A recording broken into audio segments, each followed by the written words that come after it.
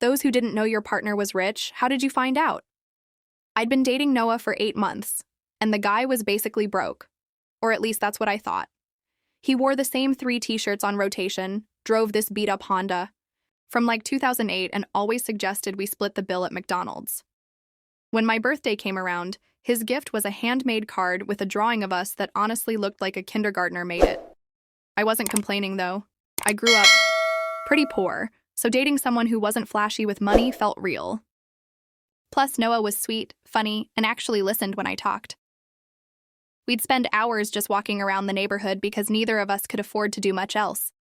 Everything changed when his mom called him during one of our movie nights. She was crying about some family emergency and needed him to come home immediately. Noah went white as a sheet and said we had to leave right now. The whole drive to his house, he kept saying sorry for ruining our night and that his family was complicated. When we pulled up to his address, my jaw literally dropped. We drove through these massive iron gates with an actual security guard, who waved at Noah like they were old friends. The driveway was longer than my entire street.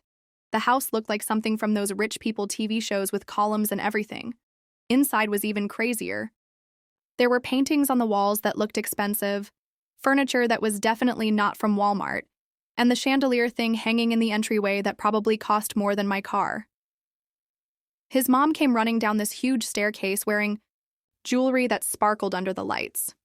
Turns out the emergency was that their housekeeper had quit suddenly, and she didn't know how to work the fancy coffee machine for the dinner party they were hosting tomorrow.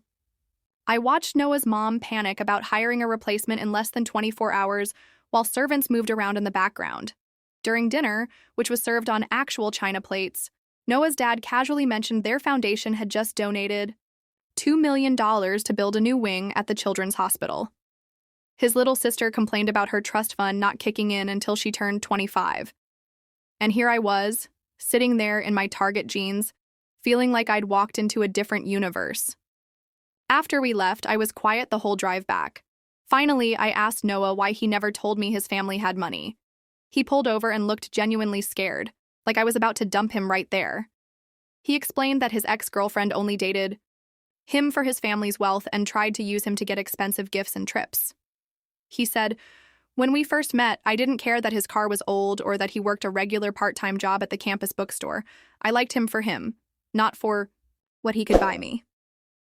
So, he decided to keep living like a normal college student to see if we were real.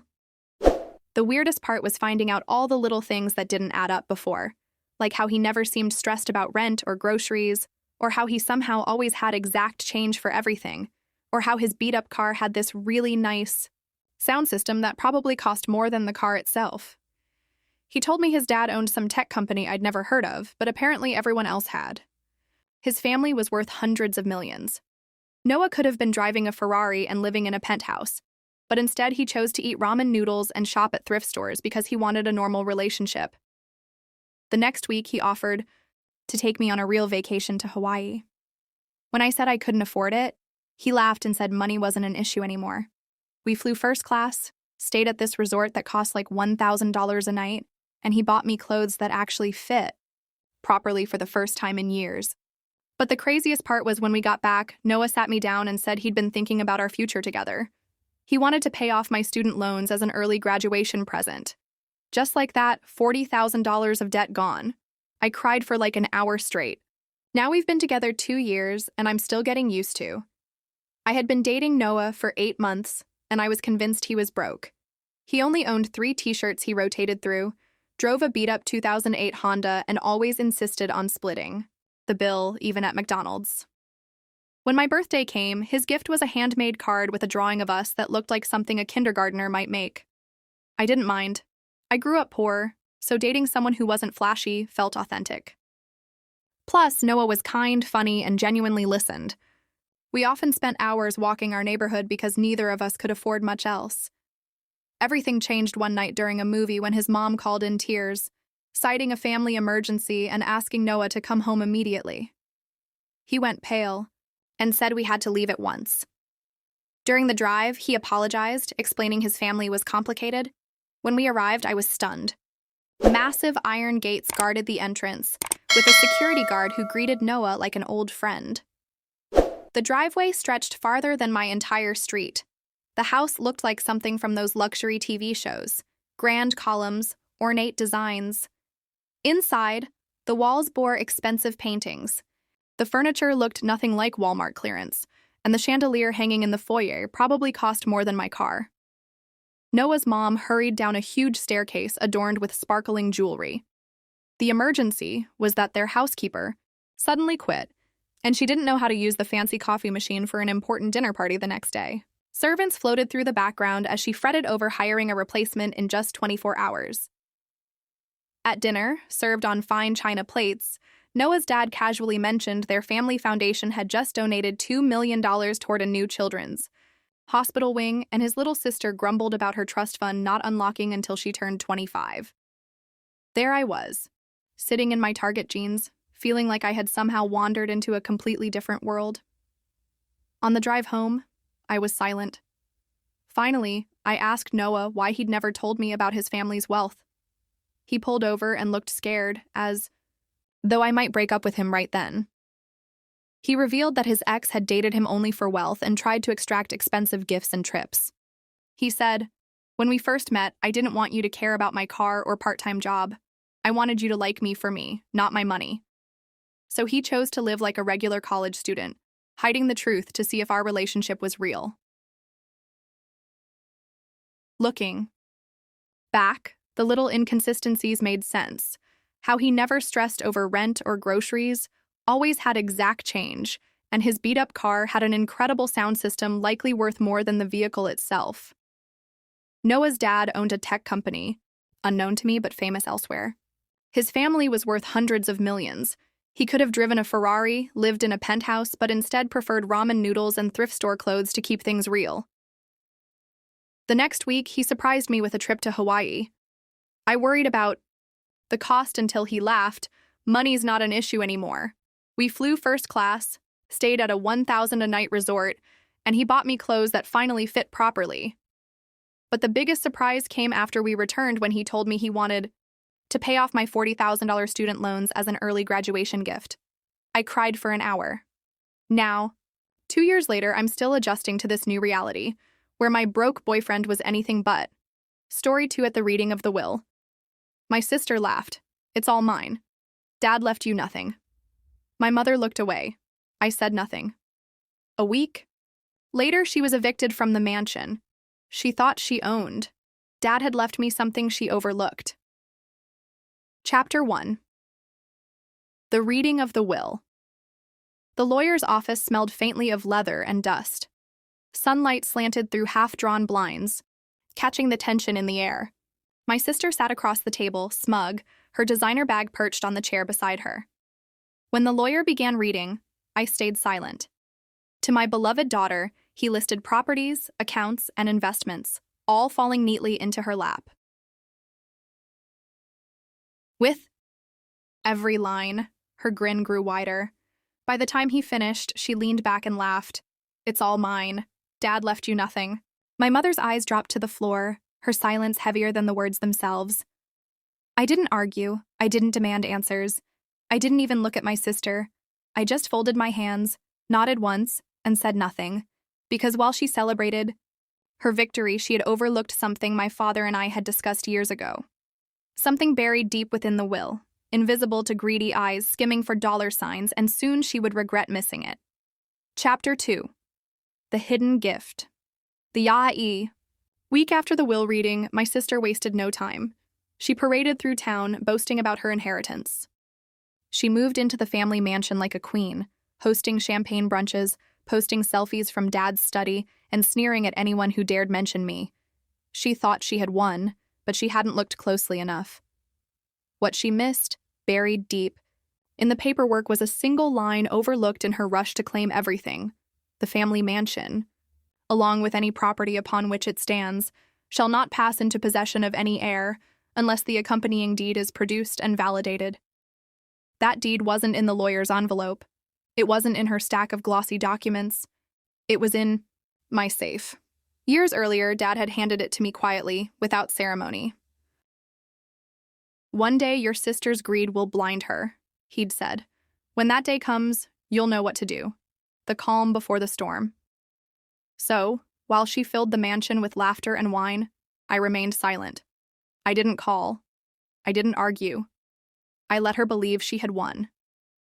Because nothing stings more than discovering too late that you never held the prize at all, and soon the sheriff's notice would be taped to her front door. Chapter 3. The Eviction. It happened on a quiet Thursday morning, the champagne bottles from her latest party still cluttered the kitchen counters. The house echoed with laughter from the night before. Her and her friends toasting to her victory, snapping pictures in Dad's leather armchair, bragging about how she had finally taken everything. Then came the knock. The sheriff arrives. 2 deputies stood at the door with papers in hand. "Ma'am, you'll need to vacate the premises. Effective immediately." Confusion flashed across her face. "There must be some mistake. This is my mansion. My father left it to me." The deputy pointed at the highlighted section of the document. "Not without the deed. And this deed is registered under your brother's name." Her face drained of color. Guests whispered. Neighbors across the street peeked through curtains. The humiliation wasn't just private. It was public. Her breakdown. I arrived a few minutes later, calm, carrying the original deed in a slim leather folder. My sister's voice cracked when she saw me. You knew you let me live here. Throw parties, act like." I cut her off, my voice quiet but firm. "You laughed at me in that lawyer's office, told me Dad left me nothing. You were too busy gloating to read carefully. Dad always said your greed would blind you. He was right." The walk of shame. The deputies gave her an hour to collect her things, watching her stumble out with armfuls of designer clothes stuffed into trash bags while the mansion she flaunted slipped from her grasp. It was the purest form of poetic justice. She hadn't just lost a house. She had lost the illusion of power she built around it, and it was only the beginning. Chapter 4. Stripping away the rest. The mansion had been her crown jewel, the proof she flaunted to everyone that she was chosen. But without it, her empire of arrogance began to unravel piece by piece. The accounts, the lawyer handling the estate called her within days. What she hadn't realized during the will reading was that Dad had tied the liquid assets, the investment accounts, the trust funds, even the art collection to conditions. The condition was simple. Shared stewardship. Without my signature, nothing could be withdrawn, sold, or liquidated. She had been boasting about millions that she could never actually touch. Her phone calls to me grew more frantic. "Just sign the papers. It's both of ours. Anyway, you don't even need the money, Liam. Be reasonable." I never raised my voice. I only answered once, quietly. "Dad trusted me to protect what he built, not to fund your greed." The social fallout word spread quickly. Friends who had once cheered her on began to distance themselves. Business acquaintances who thought she had inherited vast wealth suddenly realized she had nothing liquid, nothing secure. Invitations dried up and whispers replaced applause. People didn't just see her as unlucky. They saw her as a fool. Her last card. In desperation, she tried to confront me publicly at a family gathering, throwing accusations, painting herself as the victim. But by then, everyone already knew the truth. Mom, who had stayed quiet at the will reading, finally spoke up. "Your father left Liam the responsibility because he knew you'd destroy it, and you proved him right." My sister's face crumbled as the last remnants of her power slipped away. She thought she had everything. Now she was left with nothing. Not the mansion, not the money, not the respect. And the final blow was still to come. Chapter 5. The poetic justice. The humiliation, the eviction, the loss of accounts, all of it had chipped away at my sister. But Dad hadn't just wanted her punished. He wanted her to learn. That's why he left one final twist buried deep in the will. The scholarship clause tucked near the end of the documents was a clause she had skimmed past, too blinded by greed to notice. It read, "Should any heir demonstrate conduct unbecoming of this family's values, selfishness, deception, or reckless misuse of resources, their share shall be redirected to the educational foundation I have established in my son's care." When the lawyers executed that clause after her public meltdown, her entire inheritance, the assets she had bragged about for weeks, was formally transferred into a scholarship fund under my management. She hadn't just lost everything. She had, through her own arrogance, funded opportunities for strangers she once looked down on. The final confrontation. She showed up at my door, tear-streaked, voice raw. "You ruined me, Liam." Everything I had gone. I looked at her, my tone calm but steady. "No, you ruined yourself. Dad saw who you were long before you did. He gave you a choice, dignity, or greed, and you chose wrong." For the first time, she had no reply. The lesson months later, the scholarship fund was flourishing. Dozens of students were preparing for universities they could never have afforded otherwise. Every success story carried Dad's name, not hers. Sitting in Dad's old chair, I finally understood his wisdom. Revenge hadn't just been about taking back what was mine. It was about ensuring her greed gave birth to something good, something lasting. She had laughed at me in that lawyer's office, saying, "It's all mine." But in the end, nothing was hers, and everything she tried to hoard became a legacy she could never claim. That was Dad's final gift and my ultimate justice. Was this revenge? Perfectly justified? Tell us what you have. Think about this story in the comments below. Like the story. If you think this story is justified,